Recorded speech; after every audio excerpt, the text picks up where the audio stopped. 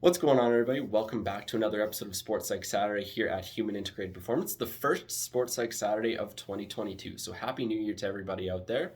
This week in Sports Psych Saturday, we're going to be talking about goal setting and specifically relating it to New Year's resolutions. So, if you're like myself, you've probably set yourself a goal for the new year, something that you want to improve on, whether it be in sport, school, life, work, you name it. There's probably something out there that you want to improve going into the new year.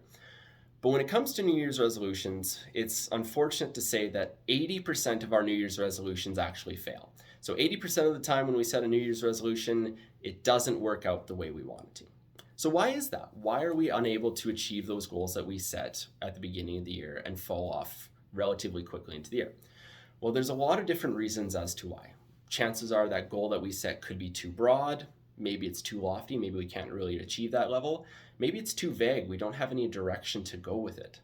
Or there's the other option of maybe we're going in on our own and we need support for it and we don't have that support to help keep us on track, get us to the next level.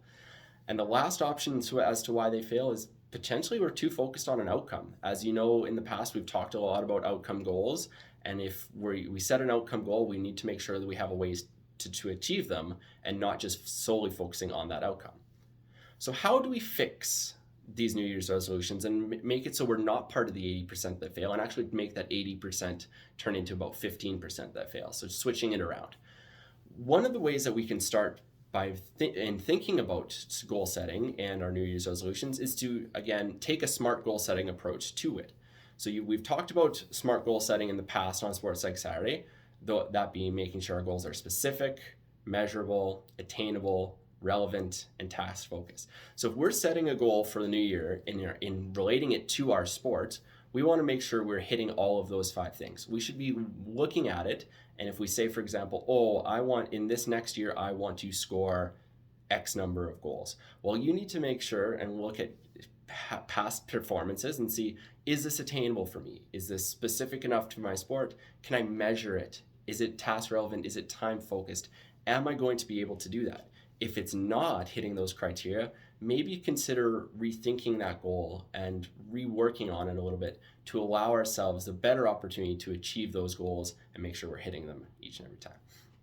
The next tip that we're going to talk about is something that's very close to my heart and something that I've talked about a lot in Sports Psych Saturday, is making sure we're setting process goals to hit those outcome goals. Because it's great to have an outcome goal. We all want to hit that outcome, but as we've talked about in the past, we need to be setting 3 times as many process goals as we are setting outcome goals in order to achieve those New Year's resolutions that we set for ourselves. Because in doing so, even if we aren't fully able to get all the way up to that New Year's resolution, say for example, we were wanting to gain weight or gain muscle mass or lose weight potentially, there's something in that says there's an X number that we need to get to.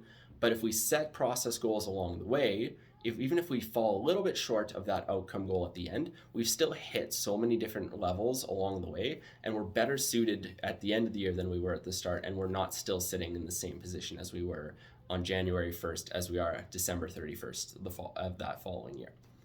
And lastly, the last point that we're going to touch on today is have somebody there to help hold you accountable and be in your corner no matter what happens.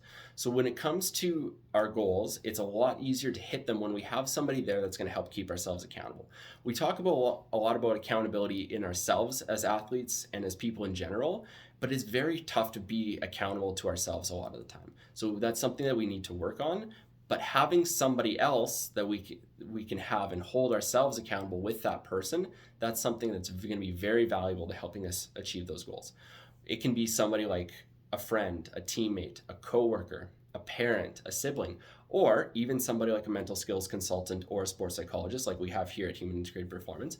Somebody like that can help hold you accountable to that goal, keep you on the right track. And if you notice yourself if they notice you starting to fall off your goal, or you notice yourself starting to fall off your goal, you can talk to them and say, hey, I'm starting to fall off, like what's happening?